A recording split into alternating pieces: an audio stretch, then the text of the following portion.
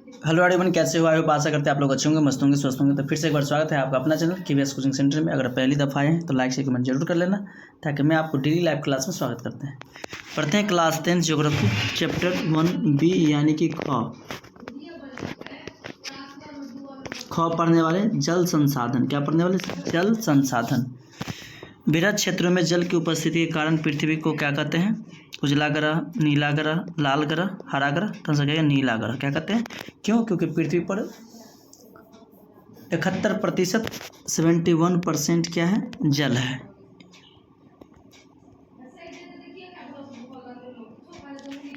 Next question number 2 है, कुल जल का कितना प्रतिशत भाग महासागरों में निहित है? 9.5%, 9.5%, 95%, 96.5% या 96%। आंसर का ख ग इज राइट, 96.6%। देश के बांधों को किसने भारत का मंदिर कहा था? VVI लिखो, वेरी वेरी इंपॉर्टेंट, आउट कर लो इस शाम को। महात्मा गांधी, डॉक्टर राजेंद्र प्रसाद, पंडित नेहरू, स्वामी विवेकानंद। तो Pandit Nehru your right answer. Pandit Nehru कौन थे? भारत के प्रथम प्रधानमंत्री, first prime minister of India. प्राणियों के शरीर में कितना प्रतिशत जल की मात्रा निहित होती है? 55%, 60%, 65%, 70%। आंसर हो जाएगा ग 65%। You are right answer. किसके साथ जा रहे हैं आप? 65% के साथ जा रहे हैं, तो वेरी गुड। नेक्स्ट क्वेश्चन है, आप ध्यान देना।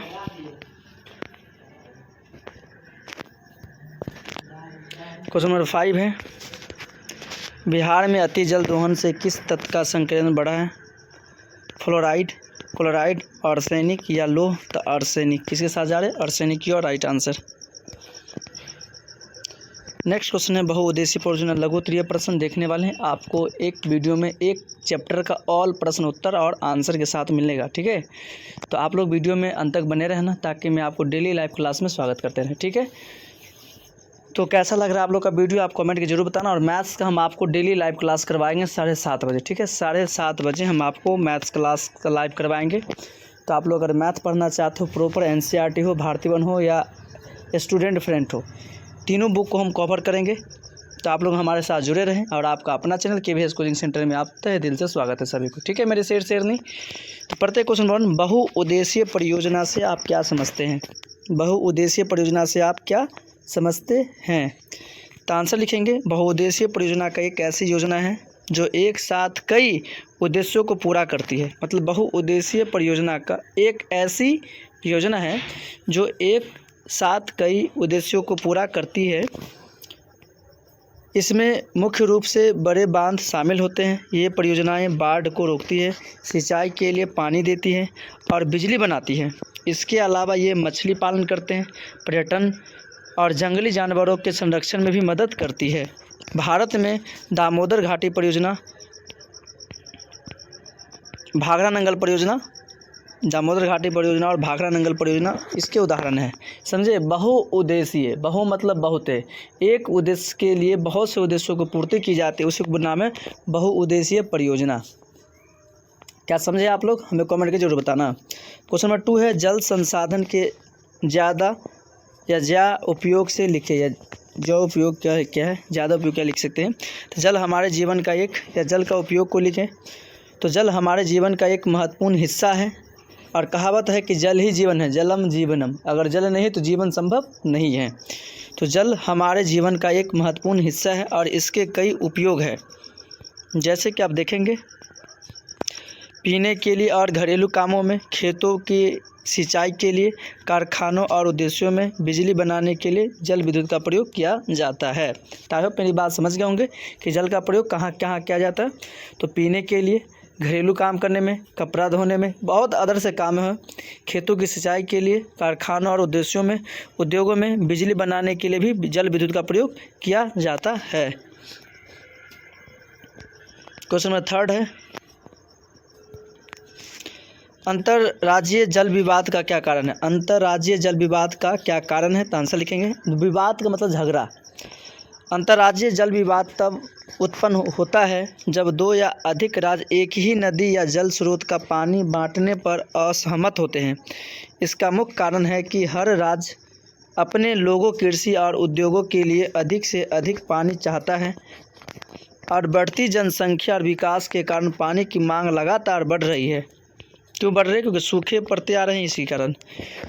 सूखे की स्थिति में यह समस्या और भी गंभीर हो जाती है और राज्यों के बीच पानी के बंटवारे पर स्पष्ट नियमों का अभाव भी इस विवाद को बढ़ाता है।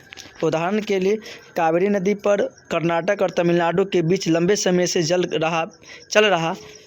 चल रहा विवाद इस समस्या का दर्शाता है। यानी कि जब जनसंख्या बढ़ती है तो एक दूसरे को जनसंख्या को डिनोटेट करने के लिए पानी की भी ज़रूरत पड़ती है। तो जब आपस में जो राज से पानी गुजरते वो राज क्या करते हैं, पानी को ब्रेक लगा देते हैं, मतलब रोक देता है, जिसके वजह से क्या होता है, पिछले वाले राज को पानी नहीं मिल पाता है और इसके कारण क्या होता है, विवाद की सामना करना पड़ जाता है। यही रीज़न है। ठीक है, नेक्स्ट क्वेश्चन नंबर है 4 नंबर क्वेश्चन है, जल संकट क्या है? जल संकट क्या है या किसे कहते हैं? संकट का मतलब समझे, समस्या है। जल संकट एक ऐसी स्थिति है जब लोगों को पर्याप्त मात्रा में साफ पानी नहीं मिलता है। यह दुनिया के कई हिस्सों में एक गंभीर समस्या बन चुकी है। मतलब गंभीर समस्याएं बन चुकी है। जनसंख्या वृद्धि से पानी की मांग बढ़ रही है, जबकि जल स्रोत का प्रदूषण इसकी आपूर्ति को कम कर रहा है। जलवायु परिवर्तन से बारिश के पैटर्न में बदलाव आ रहा है, जो जल संकट को और बढ़ा रहा है। पानी का दुरुपयोग, बर्बादी, साथ ही भूजल का अत्यधिक दोहन भी इस समस्या का मुख्य कारण है। समझे, जल संकट मतलब पर्याप्त मात्रा में जल नहीं मिलना ही जल संकट कहलाता है।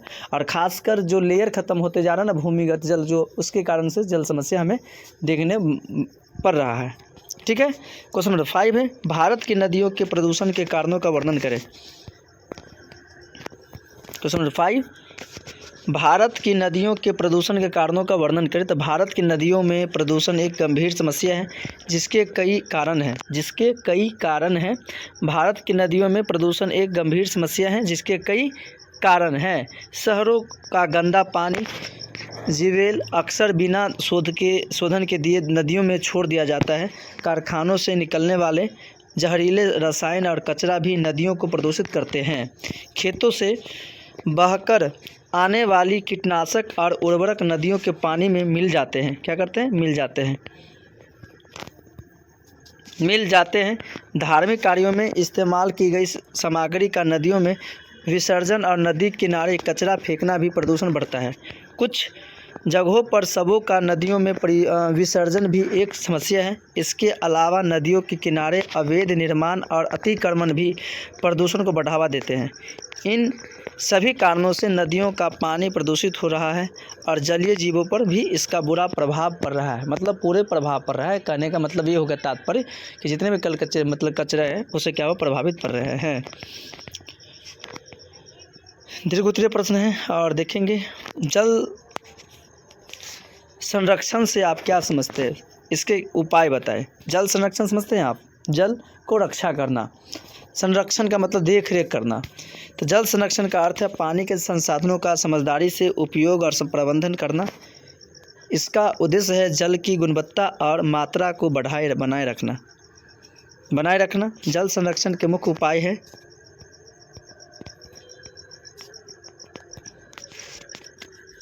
वर्षा जल संचयन, छतों और खुले क्षेत्रों से बारिश का पानी इकट्ठा करके भूजल स्तर को बढ़ाना। जल पुनर्चक्रण, इस्तेमाल किए गए पानी को शुद्ध करके फिर से उपयोग करना। कुशल सिंचाई, ड्रिप या स्प्रिंकलर सिंचाई जैसी तकनीकों का उपयोग करके पानी की बचत करना। क्या करना? पानी का बचत करना, दुरुपयोग नहीं करना पानी को। जागरूकता फैलाना हो को पानी को महत्व और इसके बचाने के तरीकों के बारे में शिक्षित करना।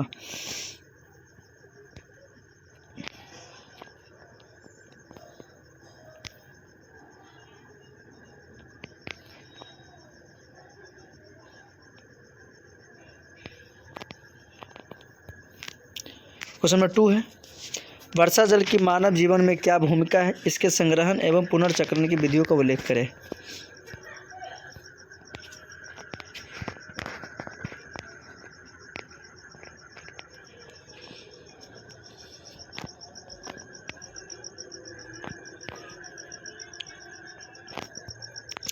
आंसर, वर्षा जल मानव जीवन के लिए अत्यंत महत्वपूर्ण है। यह हमारे जल संसाधनों का एक प्रमुख स्रोत है। वर्षा जल की भूमिका। पॉइंट नंबर 1, कृषि। भारत में अधिकांश खेती वर्षा पर ही निर्भर है। पेयजल कई क्षेत्रों में पीने के पानी का मुख्य स्रोत है। भूजल पुनर्भरण जमीन के नीचे के जल स्तर को बढ़ा देता है। परिस्थिति संतुलन वनस्पतियों और जीवों के लिए आवश्यक है।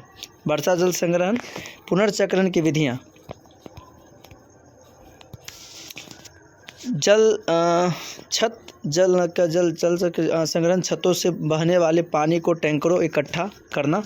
तालाब और जोड़ मतलब जोड़ना, एक नदी को दूसरे नदी को ऐड करने के क्या होगा, नदी जोड़ परियोजना के चालू करके। और जिस क्षेत्र में बारिश कहीं कम होती है, जिस पानी की आवश्यकता पड़ती है, उधर हम पानी ले जा सकते हैं। ग्रामीण क्षेत्रों में पानी जमा करने के लिए बनाए रखे जाते हैं चेक डैम। डैम मतलब बांध, डैम तैयार करना। डैम की वजह से क्या होता है, पानी को एब्जॉर्बन से हम रोक सकते हैं। अन्यथा अगर पानी को नहीं रोकेंगे तो पानी नदी के द्वारा एक जगह से दूसरी जगह बहते बहते आखिरी समुद्र तक जा सकते हैं। इसलिए पानी को डैम बनाकर रोका जा सकता है। राइट, तो आप लोग समझ रहे हैं फटाफट, तो ध्यान देना मेरी बातें को, ठीक है। तो चेक डैम छोटी नदियों पर बांध बनाए जाते हैं जो पानी को रोककर भूजल स्तर को बढ़ाते हैं।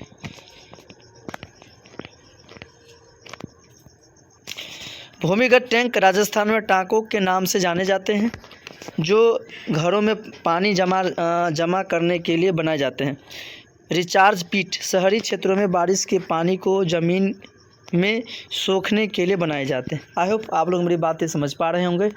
तो thank you, best of luck, bye bye, tata. मिलते हैं नेक्स्ट वीडियो के साथ। अगर आप लोग मेरी बात समझ पा रहे हो तो एक बार यस नो जवाब देना ज़रूर। अगर मैथ्स पढ़नी है तो 7:30 बजे आप मेरे साथ लाइव में जुड़ सकते हैं। तो thank you, best of luck, bye bye, tata. मिलते हैं नेक्स्ट वीडियो के साथ। I hope good night.